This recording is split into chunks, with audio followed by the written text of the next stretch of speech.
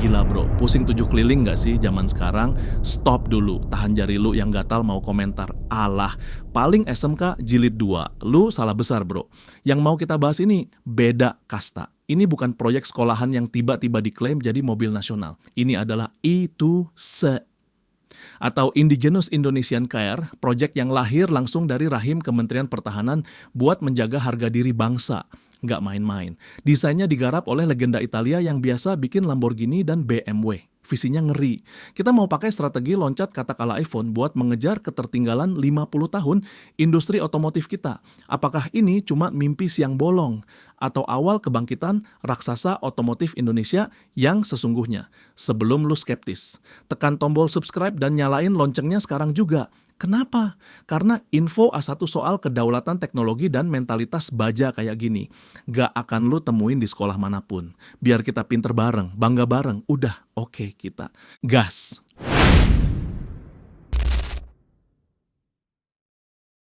Oke bro, kita mulai pembahasan ini dengan sebuah pengakuan jujur.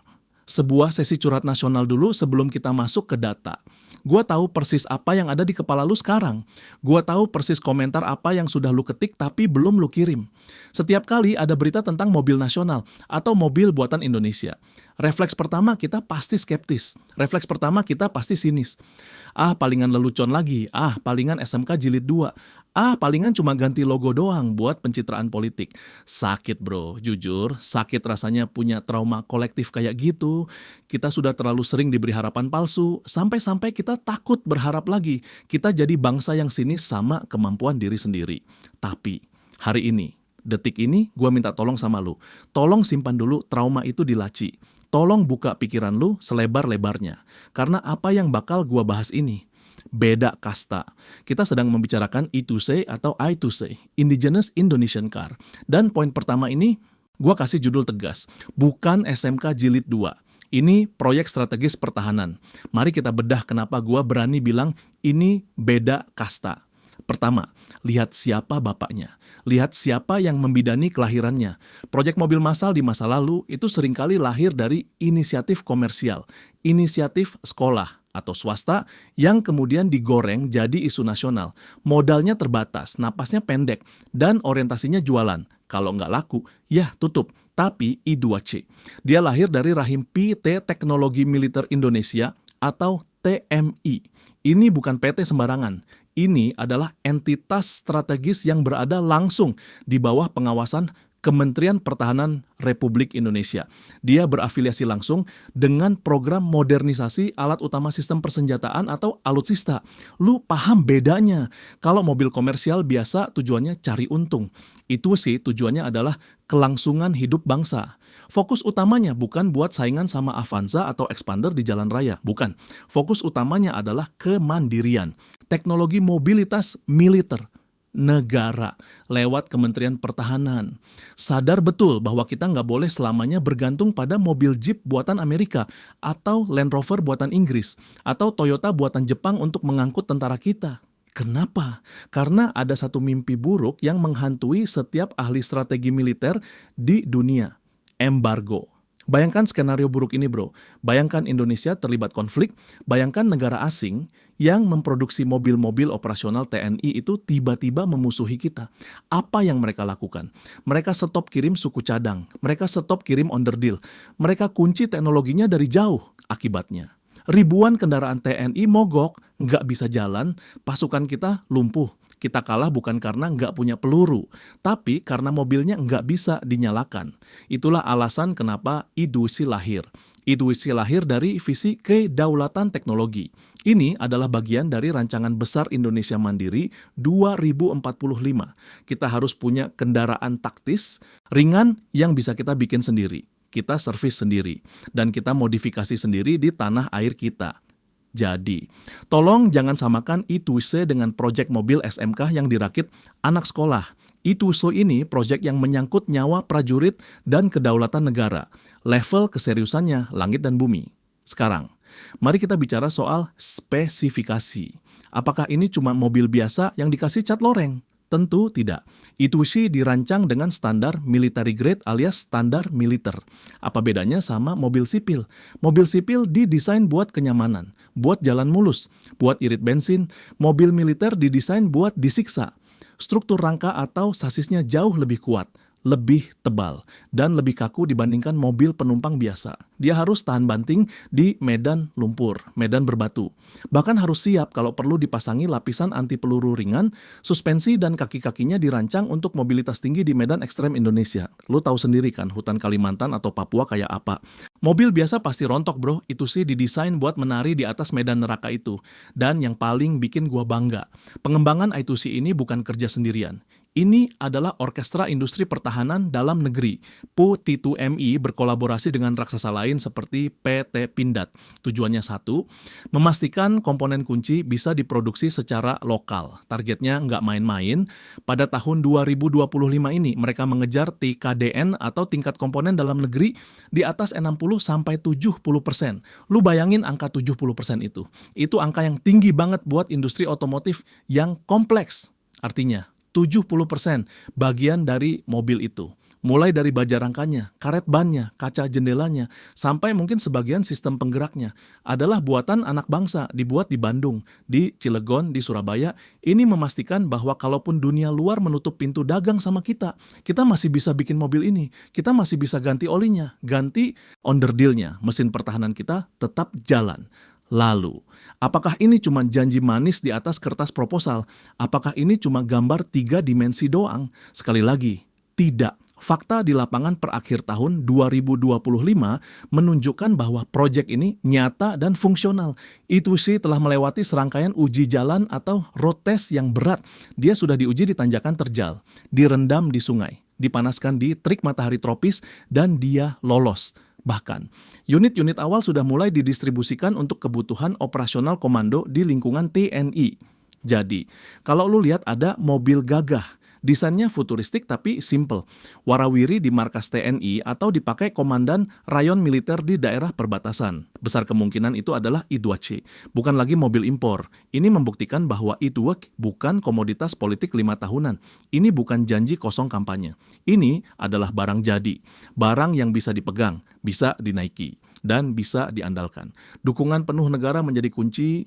Pembeda lainnya, proyek mobil komersial sering mati di tengah jalan karena kehabisan uang atau nggak laku di pasaran. Investor kabur, proyek mangkrak.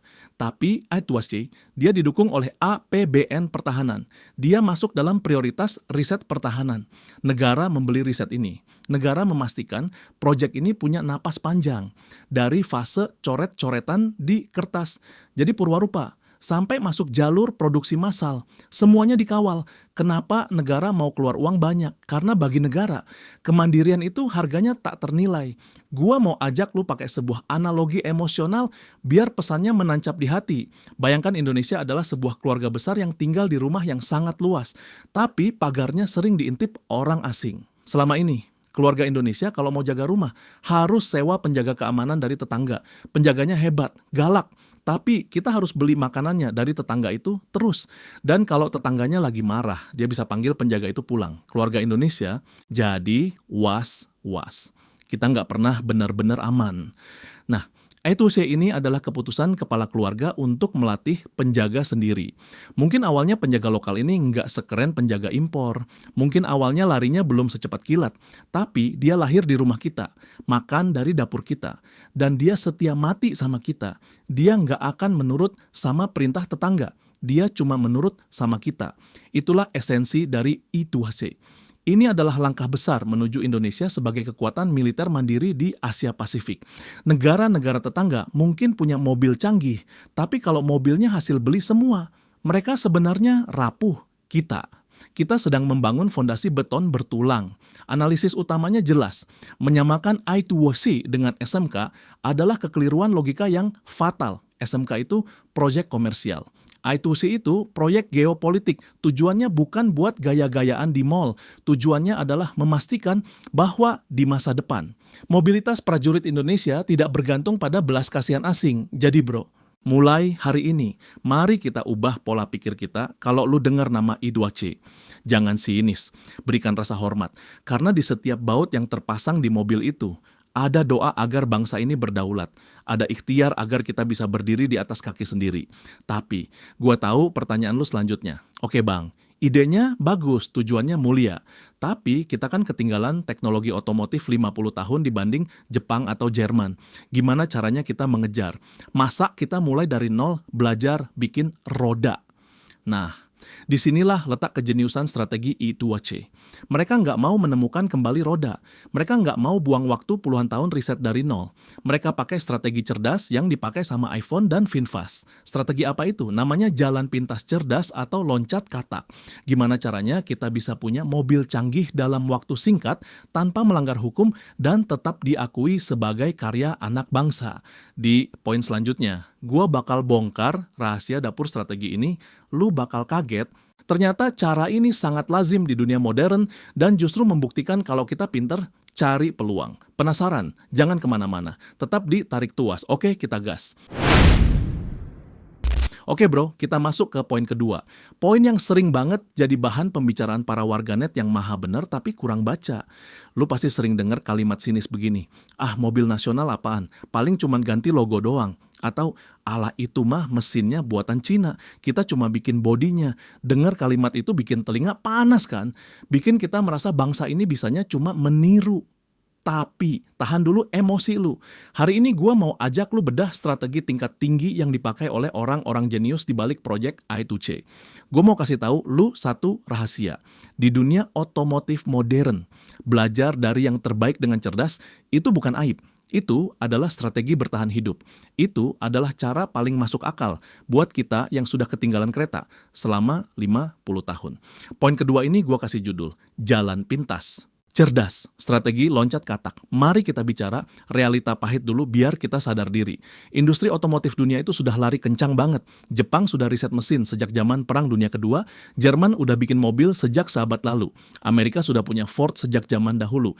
Sementara kita baru mulai serius sekarang kalau kita pakai cara kuno, yaitu mulai dari nol. Mulai dari menambang biji besi, lebur besi, bikin baut, riset mesin pembakaran dari A sampai Z. Lu tahu butuh waktu berapa lama?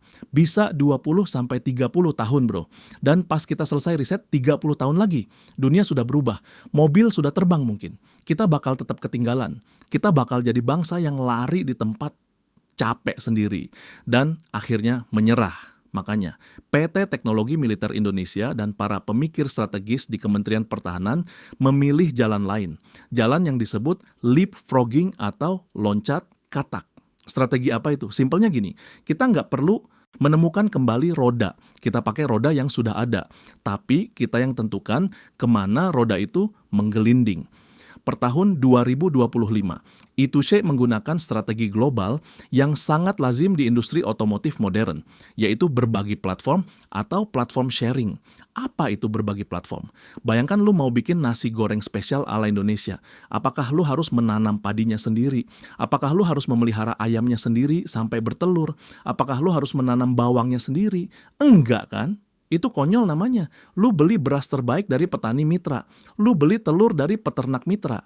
Tapi bumbunya, resep rahasianya, cara masaknya, dan penyajiannya itu murni racikan tangan lu sendiri.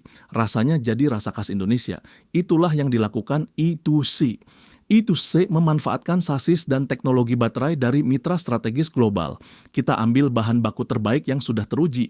Kita nggak malu kerjasama dengan raksasa teknologi baterai yang beroperasi di Indonesia. Tapi, dan ini kuncinya, otaknya punya kita. Seluruh sistem kontrol atau ECU, Electronic Control Unit, desain eksterior, desain interior, dan kekayaan intelektual atau IP sepenuhnya dimiliki oleh Indonesia melalui PT TMI. Kenapa ECU itu penting? Karena ECU adalah otak dari mobil. Kalau kita cuma beli mobil utuh dari luar, otaknya dikunci sama mereka. Kalau rusak, harus panggil teknisi mereka.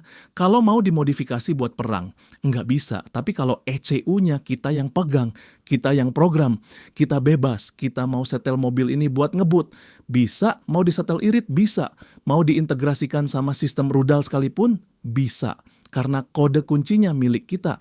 Inilah definisi kedaulatan teknologi yang sesungguhnya. Bukan soal siapa yang bikin besinya, tapi siapa yang pegang kendalinya. Dampak dari strategi ini gila banget, bro. Terjadi efisiensi riset dan pengembangan atau R&D yang masif. Dengan strategi nasi goreng tadi, Indonesia berhasil memangkas waktu pengembangan dari yang biasanya butuh 7-10 tahun, menjadi hanya 3-4 tahun. Kita menghemat waktu 6 tahun. Waktu 6 tahun itu emas, bro. Dalam 6 tahun itu, kita bisa fokus melatih SDM, membangun pabrik, dan menyempurnakan fitur militer. Biaya pengembangan juga ditekan hingga 40%. Uang negara yang tadinya harus dibakar buat riset sasis dari nol yang belum tentu berhasil. Sekarang bisa dialokasikan untuk hal yang lebih krusial. Penguatan sistem keamanan cyber mobil, integrasi teknologi radar, atau fitur anti peluru. Jadi, itu murah di tulang, tapi mahal di otak, cerdas kan? Sekarang, mari kita bungkam mulut-mulut nyinyir yang bilang ini rebadge atau sekadar ganti merek. Gua mau ajak lu melihat fakta industri tahun 2025. Fakta yang mungkin bikin lu kaget. Lu tahu nggak? 90% mobil di dunia ini adalah produk kolaborasi. Lu kira Mercedes-Benz itu semua komponennya buatan Jerman? Salah. Mesin Mercedes-Benz kelas tertentu itu menggunakan basis mesin dari Renault Prancis. Lu kira Toyota itu anti-China? Salah. Platform mobil listrik Toyota tertentu berbagi teknologi dengan BYD China. Lu kira iPhone itu produk Amerika sejati? Layarnya dari Samsung Korea, kameranya dari Sony Jepang, dirakitnya di Cina, tapi tetap disebut produk Amerika kan? Kenapa? Karena desain dan patennya punya Apple. Jadi, menggunakan komponen mitra itu bukan aib. Itu namanya rantai pasok global. Itu namanya integrasi teknologi terpilih. Kita memilih yang terbaik dari seluruh dunia. Lalu kita jahit menjadi satu produk dengan identitas nasional yang unik. Kita nggak mau jadi katak dalam tempurung yang sok idealis harus buatan sendiri semua, tapi hasilnya jelek dan mahal. Kita mau jadi pemain global yang pragmatis. Gua mau ajak lu belajar dari tetangga kita yang sukses besar. Vietnam dengan VinFast-nya. VinFast itu melakukan hal yang sama persis, bro, saat pertama kali muncul. Mereka nggak bikin mesin sendiri. Mereka beli lisensi sasis dan mesin dari BMW, desainnya dari Italia. Mereka pakai basis BMW buat loncat katak. Mereka langsung lompat ke standar global dalam waktu singkat. Mereka nggak mau terjebak riset fundamental puluhan tahun. Hasilnya, dalam waktu 5 tahun, VinFast sudah jualan mobil listrik di Amerika. Mereka sudah melantai di bursa saham Nasdaq. Mereka dihormati dunia. Indonesia lewat ITUC sedang mengikuti jejak sukses ini. Kita meniru cara pemenang. ITUC didesain agar tidak terjebak dalam riset masa lalu. Sementara teknologi dunia terus bergerak maju ke arah baterai dan otonom. Kita langsung masuk ke liga utama. Dan bukti paling sah bahwa ini adalah karya anak bangsa ada di dokumen legalnya. Kepemilikan intelektual adalah kunci. Data terbaru tahun 2024 dan 2025 menunjukkan bahwa ITUC telah mendaftarkan lebih dari 50 paten desain dan sistem integrasi lokal. 50 paten, bro. Ini membuktikan bahwa meski komponen dasarnya global, otak dan wajah kendaraan ini adalah karya anak bangsa. Paten ini penting banget. Ini memberikan kita kedaulatan penuh atas pengembangan model di masa depan. Kita nggak perlu bayar royalti desain ke pihak asing. Kita nggak perlu minta izin kalau mau bikin versi baru. Kalau lu cuma ganti merek, lu harus bayar royalti seumur hidup ke pemilik aslinya. Dan lu nggak boleh ubah-ubah desainnya. Itu sih. Bebas, karena IP-nya punya kita. Gua mau kasih lu sebuah analogi emosional biar pesannya menancap di hati. Bayangkan kita mau ikut lomba lari Formula 1. Selama ini kita cuma jadi penonton, sekarang kita mau jadi pembalap. Ada 2 pilihan. Pilihan A, kita belajar bikin aspal sirkuit dulu, belajar menambang karet buat ban dulu, belajar mengecor besi buat mesin dulu, kapan balapannya? Keburu kiamat. Pilihan B, kita beli ban terbaik dari Pirelli, kita beli mesin terbaik yang tersedia, kita beli sasis terbaik, tapi kita yang merancang aerodinamikanya, kita yang mengatur mesinnya, kita yang latih pembalapnya, dan kita yang pegang setirnya. ITUC memilih pilihan B, kita memilih untuk bertarung di lintasan, bukan bertapa di gua. Analisis utamanya adalah strategi Isuze adalah langkah pragmatis dan cerdas. Di era modern, obsesi untuk membuat baut sampai mesin sendiri adalah pemborosan sumber daya yang konyol. Negara maju saja sudah meninggalkan cara itu. Dengan menguasai desain dan sistem integrasi, Indonesia memegang kendali atas nilai tambah tertinggi. Keuntungan terbesar dari sebuah mobil itu bukan di tukang lasnya, tapi di pemilik desain dan teknologinya. Dan itulah posisi yang kita ambil sekarang. Kita tidak lagi merangkak mengikuti jejak negara maju, kita pakai galah panjang buat melompat. Jadi, kalau besok lusa lu lihat Isuze melaju gagah di jalan raya, jangan lagi bilang, itu mesinnya dari sana, baterainya dari situ, tapi bilanglah, gila, Indonesia pinter banget, bisa meramu teknologi dunia jadi kendaraan taktis yang bikin negara lain segan. Bangga itu perlu logika, bro, dan logikanya Isuze ini sudah masuk akal banget.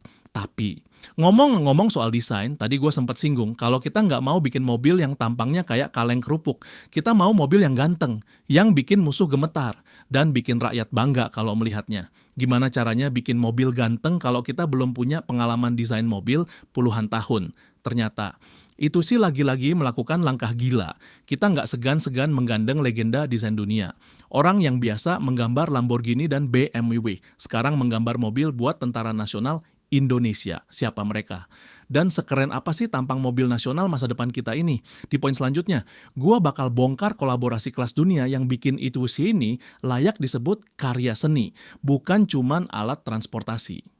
Siap-siap cuci mata, bro. Tetap ditarik tuas. Oke kita. Gas. Oke bro, kita lanjut ke poin ketiga. Ini adalah bagian yang paling seksi. Bagian yang bakal bikin mata lu melek dan jantung lu berdebar lebih kencang. Jujur aja deh selama ini. Kalau kita bicara mobil nasional atau mobil buatan anak bangsa di masa lalu, apa yang pertama kali terlintas di benak lu soal tampilannya? Pasti lu mikir, desainnya kaku, bentuknya kotak banget, kayak mobil jadul yang dipaksa lahir di era modern. Iya kan? Mengaku saja. Kita punya kenangan masa lalu yang kurang manis. Kita sering dibilang jago bikin mesin, tapi selera desainnya kurang oke. Akibatnya, mobil nasional sering dianggap kurang bergengsi buat diajak nongkrong di kafe, apalagi buat dipakai pejabat negara ketemu tamu asing. Tapi, hapus memori itu sekarang juga, format ulang pikiran lu. Karena proyek Isuze ini datang untuk menjawab keraguan itu dengan cara yang sangat elegan dan mematikan. Poin ketiga ini gua kasih judul, Desain Kelas Dunia, Standar Supercar untuk Mobil Kebanggaan Kita. Gua mau kasih tahu lu satu fakta yang bikin merinding. Sampai dengan Desember 2025, sudah dipastikan bahwa pengembangan estetika dan aerodinamika Isuze melibatkan sebuah nama besar. Nama yang di dunia otomotif itu sudah dianggap legenda. Siapa mereka? Mereka adalah Italdesign Giugiaro. Buat lu yang pecinta otomotif, dengar nama Italdesign itu pasti langsung hormat. Buat lu yang belum tahu, biar gua kasih gambaran seberapa tingginya level mereka. Italdesign adalah firma desain legendaris asal Turin, Italia. Tangan dingin merekalah yang melahirkan mahakarya otomotif dunia seperti Lamborghini Gallardo. Tahu kan mobil impian semua pria itu? Mereka juga yang mendesain seri legendaris BMW M1. Mereka juga yang membuat DeLorean DMC-12, mobil ikonik di film Back to the Future. Dan sekarang, tangan-tangan terampil dari Italia yang biasa menggambar supercar itu sedang menggambar sketsa untuk mobil militer Indonesia. Luar biasa kan? Ini bukan lagi soal bikin mobil asal jalan. Ini soal filosofi desain ganteng dan futuristik. Proyek itu saya menolak menggunakan desain standar atau cetakan lama. Mereka nggak mau cuman ambil sasis kasih, bodi kotak. Itu cara kuno. Hasil akhir yang dipamerkan pada Purwarupa 2025 menunjukkan garis desain yang agresif, tajam, minimalis, dan sangat futuristik. Kalau lu lihat mobil ini parkir di sebelah mobil-mobil premium Eropa, dia nggak bakal kebanting. Dia punya proporsi internasional yang setara. Kesan pertamanya adalah gagah, kesan keduanya adalah canggih. Tapi bro, kerjasama dengan Italdesign ini bukan cuma soal kosmetik atau biar dibilang gaya doang. Ada ilmu fisika tingkat tinggi di baliknya. Desain di dunia otomotif modern itu bukan cuma soal seni, tapi soal rekayasa teknik. Melalui proses penataan dan pembuatan Purwarupa yang ketat di Turin, Italia. Isuze mendapatkan optimasi pada apa yang disebut koefisien hambatan udara atau drag coefficient. Simpelnya gini, mobil itu kalau jalan, dia menabrak angin. Semakin kotak bentuk mobilnya, semakin berat dia menabrak angin. Akibatnya apa? Mesin kerja keras, bensin boros, atau kalau dia mobil listrik, baterainya cepet habis. Nah, dengan sentuhan Ital Design. Bodi Ituise dipahat sedemikian rupa supaya dia bisa membelah angin dengan mulus. Ini sangat krusial, terutama karena Ituise punya varian listrik atau EV. Dengan hambatan udara yang rendah, efisiensi baterainya meningkat drastis. Jarak tempuhnya jadi lebih jauh. Performanya di kecepatan tinggi jadi lebih stabil. Jadi, ketika lu lihat lekukan di kap mesinnya atau garis tajam di pintunya, itu bukan hiasan. Itu adalah fungsi yang dibalut dengan keindahan. Langkah strategis PT TMI menggandeng desainer kaliber dunia ini mengirimkan pesan yang sangat kuat. Ini adalah bukti selera global. Indonesia sedang berteriak ke dunia. Halo dunia, kami sudah naik kelas, kami tidak lagi puas dengan desain yang aman atau membosankan. Kami punya selera tinggi. I2C diposisikan sebagai produk yang membanggakan. Bayangkan presiden kita atau jenderal kita turun dari mobil buatan dalam negeri yang tampangnya sekeren Lamborghini Urus atau Range Rover. Wibawanya naik, bro. Rakyat yang melihatnya juga bangga. Wah, itu mobil tentara kita. Keren banget. Gue juga mau beli kalau dijual umum. Itulah efek psikologis yang ingin dicapai. Mengubah citra mobil nasional menjadi simbol status. Dan yang paling penting, desain keren ini adalah kunci untuk kesiapan ekspor. Data terbaru menunjukkan bahwa desain Ituise telah didaftarkan untuk mendapatkan hak paten di berbagai wilayah strategis. Kenapa ini penting? Karena kita nggak mau cuma jago kandang. Visi jangka panjangnya, mobil ini bakal dijual ke negara tetangga di Asia Tenggara, bahkan sampai ke Timur Tengah dan Afrika di pasar global. Persaingan itu ketat. Orang beli mobil itu pertama kali lihat tampangnya dulu. Kalau tampangnya kurang oke, secanggih apapun mesinnya, orang malas beli. Tapi dengan desain standar Italia, Ituise punya daya tawar tinggi, orang di Dubai atau orang di Bangkok bakal lihat dan bilang, wow, mobil yang bagus, buatan mana ini? Indonesia, hormat. Jadi, desain adalah paspor kita untuk masuk ke pasar internasional. Gua mau ajak lu merenung pakai sebuah analogi cerita, biar lu paham betapa cerdasnya strategi pencitraan ini. Kita pakai analogi kisah ilustrasi tukang jahit dan designer mode. Bayangkan ada seorang penjahit lokal yang sangat ahli bernama Pak Budi. Jahitan Pak Budi itu kuat banget, benangnya nggak gampang putus, kainnya tahan banting. Tapi sayang, model baju buatan Pak Budi itu kuno, kemeja kotak-kotak biasa yang membosankan. Orang tahu baju Pak Budi awet, tapi orang malu pakai baju itu ke pesta. Baju Pak Budi cuma dipakai ke sawah atau buat tidur. Pak Budi sadar, dia nggak mau karyanya cuma berakhir di kasur. Akhirnya, Pak Budi kerja sama dengan seorang desainer top dari Milan. Namanya Tuan Giovanni yang menggambar polanya. Giovanni yang menentukan potongan kerahnya biar bergaya. Giovanni yang pilih kombinasi warnanya. Tapi yang menjahit tetap Pak Budi. Kainnya dari tenun asli Indonesia milik Pak Budi. Hasilnya, lahirlah sebuah jas yang sangat elegan. Jahitannya super kuat khas Pak Budi, tapi modelnya kekinian dan mewah khas Giovanni. Apa yang terjadi? Jas itu laku keras, harganya naik berkali-kali lipat. Pejabat pakai, artis pakai, orang bangga pakai jas itu. Itulah I2C. Pak Budi adalah industri pertahanan Indonesia yang kuat dan tahan banting. Tuan Giovanni adalah Ital Design yang keren dan aerodinamis. Gabungan keduanya menghasilkan produk yang sempurna. Kuat di medan perang, tapi ganteng di jalan raya. Analisis utamanya adalah, langkah menggandeng Ital Design adalah strategi pencitraan merek yang sangat cerdas di industri otomotif. Impresi pertama ditentukan oleh desain. Cinta pada pandangan pertama itu nyata di dunia mobil.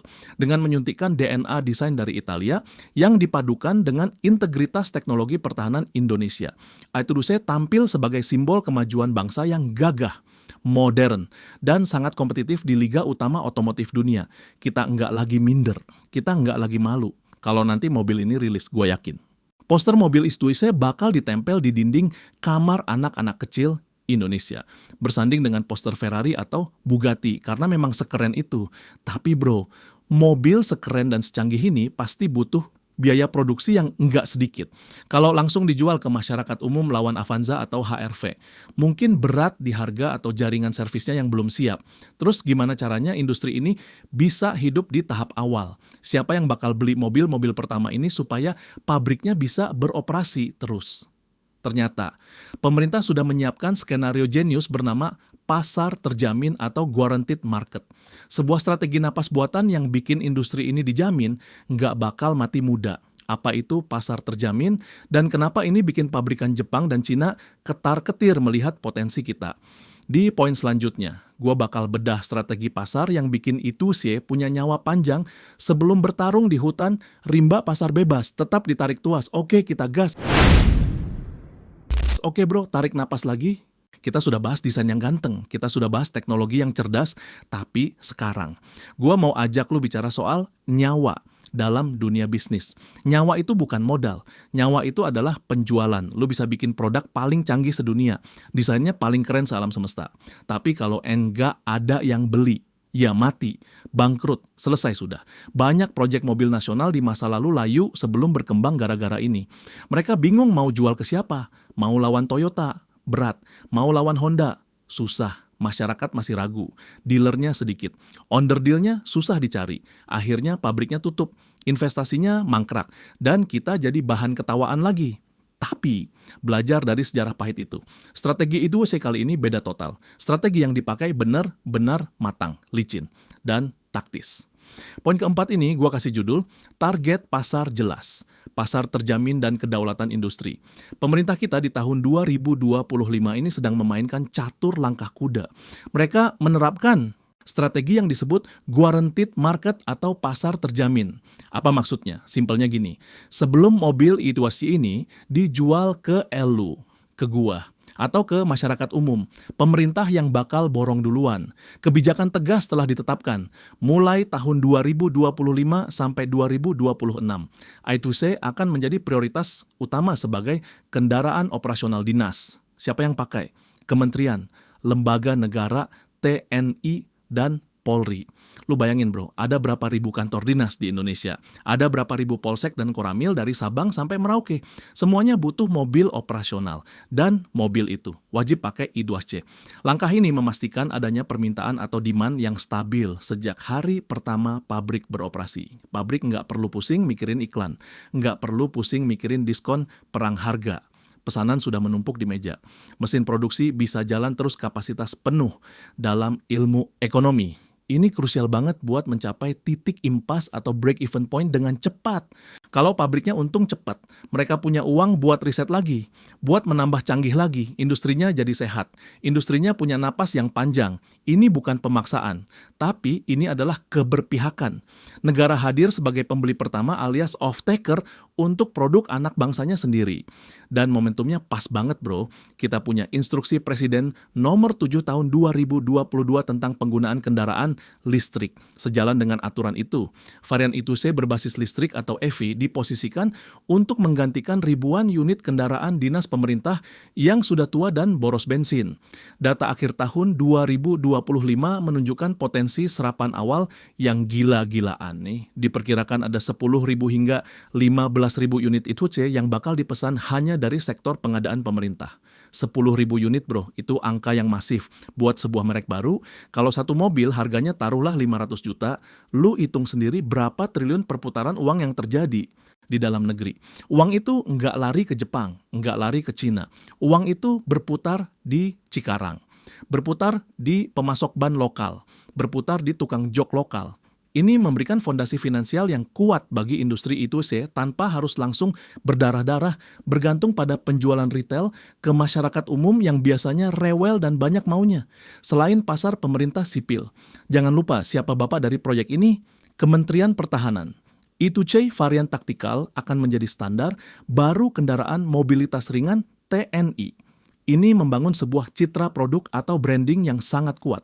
Lu perhatikan deh, merek-merek mobil legendaris dunia itu awalnya mobil tentara. Jeep awalnya mobil perang Amerika. Land Rover, mobil petualang Inggris. Hummer, mobil gurun tentara Amerika. G-Class Mercy, awalnya kendaraan militer. Kenapa mereka laku keras pas dijual ke warga sipil? Karena citranya tangguh dan andal alias battle proven. Gila, mobil ini dipakai tentara buat perang aja kuat. Apalagi cuman gua pakai buat ke mall atau antar anak sekolah. Pasti awet banget. Itulah psikologis yang sedang dibangun I2C. Sebelum mobil ini dilepas ke pasar publik rencananya tahun 2027 atau 2028. Mobil ini akan disekolahkan dulu di medan latihan militer. Dia akan dihajar lumpur, dihajar batu, dihajar hujan badai. Kalau dia lolos dan terbukti tangguh di tangan TNI, maka saat dijual ke masyarakat, kita nggak perlu ragu lagi soal kualitasnya. Pemasarannya gampang bro, TNI aja pakai, masa lu enggak? Strategi pasar tertutup ini juga berfungsi sebagai benteng melawan dominasi global. Jujur aja, kalau ITUSE disuruh langsung tarung bebas hari ini lawan raksasa Cina kayak BYD atau Wuling, atau lawan raksasa Jepang kayak Toyota, kemungkinan besar kita bonyok. Mereka punya modal tak terbatas, teknologi sudah matang, dan bisa main harga murah banget. Strategi pasar terjamin ini adalah perisai. Kita bangun benteng dulu. Kita kuasai pasar domestik sektor pemerintah dulu di dalam benteng ini. ITUAKSE bisa menyempurnakan dirinya. Oh, ternyata ada masalah di kaki-kaki kalau lewat jalan rusak, perbaiki. Oh, ternyata AC-nya kurang dingin kalau siang bolong, tingkatkan. Kita punya waktu untuk coba-coba dan gagal tanpa tekanan persaingan harga yang sadis di pasar bebas. Kita sempurnakan rantai pasok lokal. Kita latih mekanik kita sampai jago. Nah, bicara soal mekanik, ini adalah poin paling krusial buat konsumen. Layanan purna jual atau after sales. Seringkali orang takut beli mobil merek baru karena nanti servisnya di mana? Kalau rusak cari onderdilnya susah nggak? Hingga akhir tahun 2025. Fokus utama pemerintah adalah penguatan jaringan karena mobil ini dipakai TNI dan polisi yang tersebar di seluruh pelosok. Mau nggak mau, I2C harus membangun bengkel dan gudang suku cadang di setiap pangkalan militer dan kantor instansi pemerintah. Artinya apa? Infrastruktur servisnya sedang dibangun secara masif dari Sabang sampai Merauke, mengikuti sebaran kantor polisi dan markas tentara. Jadi, ketika nanti tahun 2027 mobil ini dijual ke lu, jaringan bengkelnya sudah jadi. Lu nggak perlu takut mobil lu jadi yatim piatu. Karena onderdilnya pasti tersedia, bengkelnya pasti ada. Kepercayaan konsumen sudah terbentuk karena melihat infrastruktur yang nyata. Analisis utamanya adalah Indonesia sedang bermain cantik, sangat cantik. Kita menggunakan kekuatan belanja negara atau APBN sebagai penggerak utama industri nasional. Kita nggak menyuruh rakyat beli dulu, tapi negara yang kasih contoh beli duluan. Dengan cara ini, ITUSTI tidak akan mati prematur atau layu sebelum berkembang. Gua mau kasih lu sebuah analogi cerita ilustrasi yang menyentuh hati. Analogi tentang seorang atlet silat. Bayangkan I2C ini adalah seorang pemuda berbakat yang mau jadi juara dunia silat. Kalau hari pertama dia latihan, langsung disuruh lawan juara dunia MMA di dalam kerangkeng besi. Apa yang terjadi? Dia bakal dihajar habis-habisan, tulangnya patah, mentalnya hancur, karirnya tamat. Pelatih yang bijak yaitu pemerintah nggak akan melakukan itu. Pelatih akan memasukkan pemuda ini ke kawah Chandra di Muka alias pasar pemerintah dulu. Dia dilatih fisik dengan standar militer. Dia dikasih makan bergizi dengan anggaran riset. Dia disuruh tanding lokal dulu, lawan sesama murid perguruan alias kendaraan dinas. Dia disuruh tanding di PON Pekan Olahraga Nasional. Di fase ini, dia boleh salah, dia boleh jatuh, tapi dia belajar. Ototnya terbentuk, tekniknya matang, mentalnya baja. Baru setelah dia benar-benar siap, benar-benar kuat, pelatih membuka pintu gerbang. Sekarang, pergilah ke gelanggang dunia, hajar lawan-lawanmu. Saat dia masuk ke pasar bebas tahun 2027 nanti, dia bukan lagi anak baru yang bingung, dia adalah petarung yang matang. Dia siap menghadapi pukulan apapun dari BYD atau Toyota. Itulah yang sedang kita lakukan pada I2C. Kita sedang membangun otot industri. Jadi, kalau sekarang lu belum bisa beli mobil ini, sabar, jangan nyinyir kok cuma pejabat yang pakai, justru lu harus dukung. Pakai terus pak, tes yang benar, siksa mobilnya, biar nanti pas giliran saya yang beli, mobilnya udah sempurna. Itu semangat gotong royong yang cerdas, pejabat jadi penguji, rakyat menikmati hasil sempurnanya. Tapi bro, kalau nanti mobil ini sudah sempurna, sudah siap jual, dan kita semua sudah bangga, sebenarnya apa sih tujuan akhir dari semua ini? Apakah cuma sekadar punya merek mobil? Ternyata visinya jauh lebih besar dari itu. Visi tahun 2027 dan seterusnya adalah tentang transformasi besar bangsa Indonesia.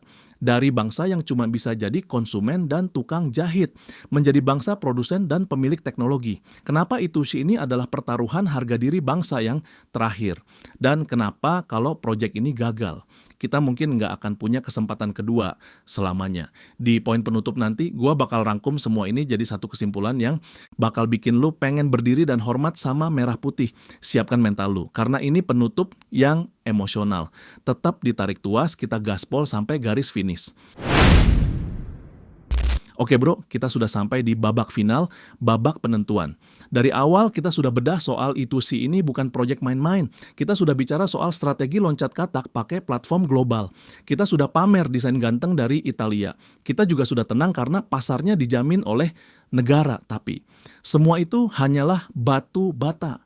Di poin kelima ini, gua mau ajak lu melihat istana apa yang sebenarnya sedang kita bangun dengan batu bata itu. Gua mau ajak lu melihat mimpi besar yang bikin merinding kalau lu benar-benar cinta sama negeri ini. Poin kelima ini gua kasih judul, Visi 2027, dari konsumen menjadi produsen. Jujur aja bro, sudah terlalu lama kita hidup dalam zona nyaman yang memabukkan. Puluhan tahun kita cuma jadi pasar. Kita cuma jadi konsumen yang konsumtif. Kita bangga naik mobil merek Jepang. Kita bangga pakai gawai Amerika. Tapi di balik kebanggaan semu itu, sebenarnya kita sedang menjajah ekonomi kita sendiri. Kita cuma jadi tukang jahit, asing bawa kain, asing bawa mesin, asing bawa pola. Kita cuma disuruh menjahit, dapat upah jahit memang. Tapi keuntungan besarnya, lari ke luar negeri ilmunya, tetap punya mereka. Nah, E2C hadir untuk mengakhiri era tukang jahit itu. Kita mau naik kelas menjadi desainer dan pemilik butik. Mari kita lihat data terbaru memasuki akhir tahun 2025. Data yang membuktikan bahwa transformasi ini sedang terjadi secara nyata, bukan di angan-angan. Pertama, kita bicara soal pecah rekor TKDN atau tingkat komponen dalam negeri. Project E2C mencatatkan kemajuan besar dengan target capaian TKDN yang mulai menyentuh angka 65% sampai 75%. Mungkin lu bilang, merek tetangga juga mengaku TKDN-nya tinggi. Tunggu dulu.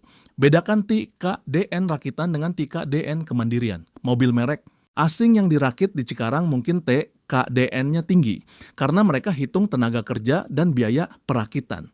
Tapi desainnya punya siapa? Royaltinya bayar ke siapa? Sistem komputernya siapa yang pegang? E2C beda. Angka 75% itu sangat bermakna karena kita menguasai hak atas desain, sistem integrasi, dan kekayaan intelektual atau IP secara mandiri. Artinya, nyawa mobil ini 100% milik Indonesia. Kedua, dampak yang paling gua suka, hilirisasi industri komponen. Kehadiran E2C bukan cuma bikin sibuk satu pabrik mobil, tapi dia telah memicu pertumbuhan lebih dari 150 pemasok komponen lokal berskala kecil dan menengah. Coba lu bayangkan dampaknya di lapangan. Bayangkan sebuah bengkel bubut di Chapel Clayton yang dulunya cuma bikin pagar tralis. Sekarang mereka dapat pesanan bikin komponen suspensi khusus militer buat I2C. Mereka beli mesin baru, mereka rekrut anak SMK.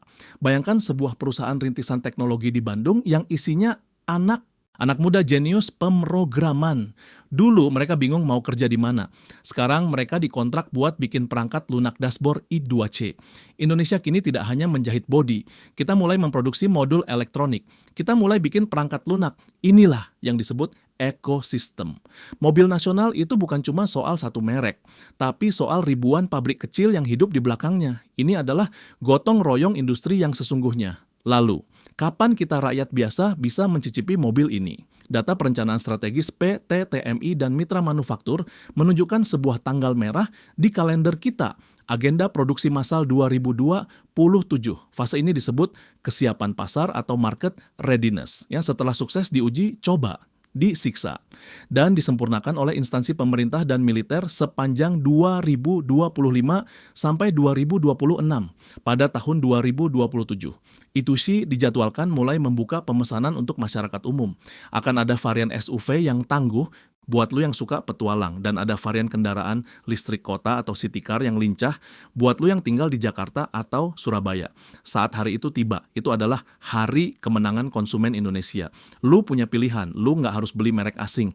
Lu bisa beli produk bangsa sendiri yang kualitasnya sudah teruji perang.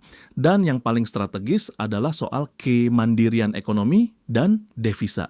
Gua mau kasih lu pelajaran ekonomi simple tapi menancap. Setiap kali lu beli mobil merek asing seharga 500 juta, sebagian besar keuntungan dan biaya royalti teknologi itu terbang ke Tokyo, ke Beijing, atau ke Wolfsburg. devisa negara kita tersedot keluar. Tapi setiap unit I2C yang terjual, keuntungannya 100% tetap berputar di dalam negeri. Uangnya masuk ke PTTMI, masuk ke pemasok di Klaten, masuk ke gaji insinyur di Bandung. Uang itu nggak lari kemana-mana. Dia memperkuat fundamental ekonomi kita. Inilah bensin sesungguhnya buat visi Indonesia Emas 2045. Kita nggak mungkin jadi negara maju kalau uang kita bocor terus ke luar negeri di kancah regional. Ini adalah simbol kebangkitan industri nasional di pasar otomotif ASEAN tahun 2025. Indonesia mulai dipandang setara dengan negara produsen besar lainnya seperti Thailand. Bedanya, Thailand itu jagoan kandang merek asing alias Detroit of Asia. Indonesia. Kita sedang menuju menjadi tuan rumah di negeri sendiri dengan merek sendiri. Keberhasilan ITUC membuktikan pada dunia bahwa bangsa Indonesia mampu mengelola industri berteknologi tinggi dari hulu ke hilir. Kita bukan bangsa yang bisanya cuman ekspor bahan mentah. Kita bangsa teknologi. Gua mau tutupi poin ini dengan sebuah analogi kisah ilustrasi yang menyentuh hati. Bayangkan seorang anak kecil bernama Nusa. Selama ini Nusa selalu main pakai mainan pinjaman punya tetangga. Nusa jago mainnya, bahkan sering menang. Tapi setiap sore, mainan itu harus dikembalikan. Dan kalau tetangganya marah, Nusa nggak bisa main. Nusa sering diejek, jagoan tapi nggak punya mainan sendiri. Hari ini, ayah Nusa yaitu negara, memutuskan sesuatu yang besar. Ayah Nusa membelikan kayu, paku, dan cat Nusa. Mari kita bikin mainan sendiri. Mungkin awalnya nggak sebagus punya tetangga, tapi ini punya kamu. Kamu yang desain, kamu yang rakit. Tahun demi tahun berlalu, mainan buatan Nusa makin bagus. Sampai suatu hari, tetangga-tetangganya datang dan bilang, Nusa, mainanmu keren, boleh nggak aku beli? Itulah visi 2027. ITUC adalah mainan kita sendiri. Pertaruhan harga diri bangsa untuk keluar dari zona nyaman sebagai tukang rakit. Tahun 2027 akan menjadi saksi lahirnya legenda baru otomotif Indonesia. Tapi legenda itu butuh dukungan. Legenda itu butuh kepercayaan. Jangan matikan harapan ini sebelum dia berkembang. Jangan nyinyir saat dia masih proses belajar. Mendukung ITUC berarti berinvestasi pada kecerdasan anak cucu kita. Mendukung ITUC berarti menjaga kedaulatan industri masa depan. Penutup. Jadi, lu lihat sendiri kan bro, betapa jauhnya perjalanan yang sedang kita tempuh. Pertama, kita sudah luruskan bahwa ITUC bukan SMK Jilid 2, tapi proyek pertahanan strategis di bawah Kementerian Pertahanan untuk menjaga kedaulatan militer. Kedua, kita bedah strategi jenius loncat katak pakai platform global biar kita nggak buang waktu 50 tahun riset dari nol.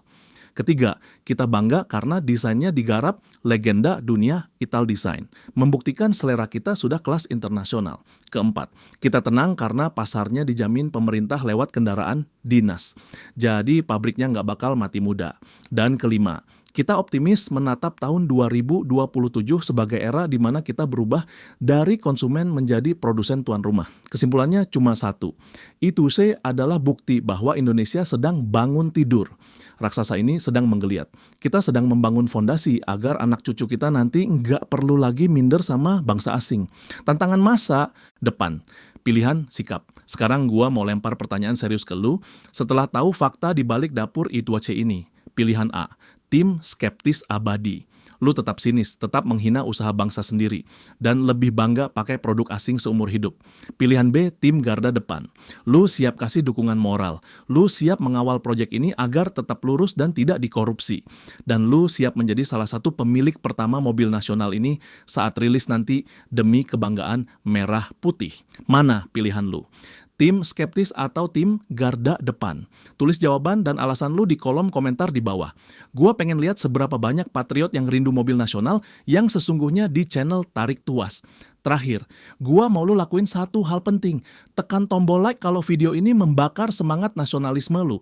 Dan tekan tombol subscribe channel ini, Tarik Tuas, beserta loncengnya. Kenapa?